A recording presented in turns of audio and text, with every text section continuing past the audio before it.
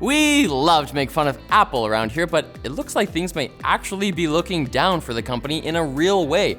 Apple reduced its revenue forecast for the first quarter of 2019 in response to lower than anticipated sales. And now CEO Tim Cook has weighed in on what could have caused it. Cook says one of the reasons that people are buying fewer iPhones is because they're repairing old models. One of the first examples of Apple outright admitting that they have a vested interest in making it harder for consumers to repair their own devices. But Cook also noted that in the US and Canada, the company saw a record number of iPhone activations on Christmas Day, indicating that maybe lower sales are felt mostly in international markets, most notably China. But some analysts note that what's currently affecting Apple is a phenomenon that was unavoidable: the plateauing of innovation in smartphones. Each year, there are smaller and smaller differences between the previous year's model and the new one, leading consumers to hold on to their devices for longer and repair them. Apple might be down, but Qualcomm apparently feels no shame in kicking them while they're down there, because they've just posted 1.34 billion euros required by the German courts to enforce a ban on older iPhones in the country due to patent infringement, which we covered before. So are we still gonna make fun of Apple now, or? Bless your sweetheart, Riley. Yes, we are. We'll just feel kind of slightly bad about it. Facebook, Google, and other web giants now have services where users can see how much data the company has on them. But Microsoft is looking to take it to the next level. Yeah. The company is working on Project Bali, which will let you not only see but control the amount of data that numerous companies have on you through a single platform. It's very early days for the project, as it hasn't even been officially announced yet. It was actually just spotted by Twitter user Longhorn, which was the codename for Windows Vista. Very cool. Project Bali would apparently even give users the ability to selectively monetize their data, choosing which information to sell to advertisers. For instance, like you could sell the fact that you go to Starbucks every day, but not sell the fact that you just feel horrible about it. Because there is much better coffee out there for cheaper. There is? What coffee? Tons, there's lots. Do you drink coffee? And just because each New Year's phone releases are getting more boring doesn't mean they'll always be that way.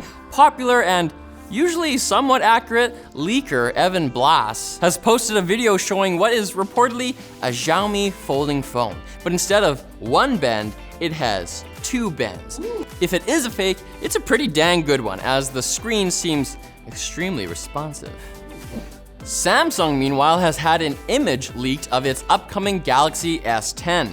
That's not the folding one. But it does feature its Infinity O camera cutout in the display. This is apparently the Beyond 1 model. A Beyond 2 model, aka the S10 Plus, will reportedly be available also. Should be exciting to have phones with new features like these for at least like a year anyway, until nothing matters anymore. Oh no. Now it's time for Quick Beats. Brought to you by the Marlin screwdriver set from iFixit.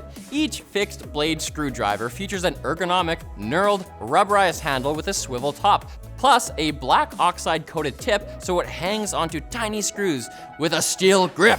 Pretty much everyone here at Atlantis Media Group has an iFixit kit, so you can trust us when we tell you you can trust them. iFixit's Marlin screwdrivers are manufactured in Germany and backed by iFixit's lifetime.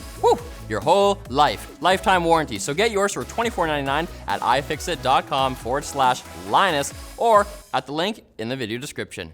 On to the Quick Beats. You know what's just the worst? Speaking to your voice assistant in public and having everyone look at you like you're trying to badly cosplay as a Star Trek character. Computer, embarrass myself. Well, Microsoft has a solution. They've patented what they call silent voice input, where you could whisper to your smartwatch or phone instead of speaking aloud. But to avoid distortion on the mic from your mouth being so close to it, the user would inhale whisper, like, "Okay, Google." Much less obvious. Oh, yeah. My phone actually went off, so maybe Google. Did it actually? My Google got there first. I don't know. In other patent news, Dell has patented a less cool but maybe more realistic version of Razer's Project Valerie, the laptop with 3 displays. Dell's design only has 2 displays and would fold up like a sandwich with 2 screens on either side of the keyboard. And I love sandwiches. Pretty cool. It's just a patent, so it would probably not be present at CEX next week. And that's probably a good thing, because then it can't be stolen. Oh, man. China has landed the Jade Rabbit 2 Rover on the far side of the moon. A world first in space exploration. China's chief designer for the Lunar exploration project told CCTV that the success of the mission is one small step for the rover, but one giant leap for the Chinese nation, not mankind. Got it. And he also said it's a decisive move for our exploration of space and conquering the universe. Okay. Oh, okay. Cool.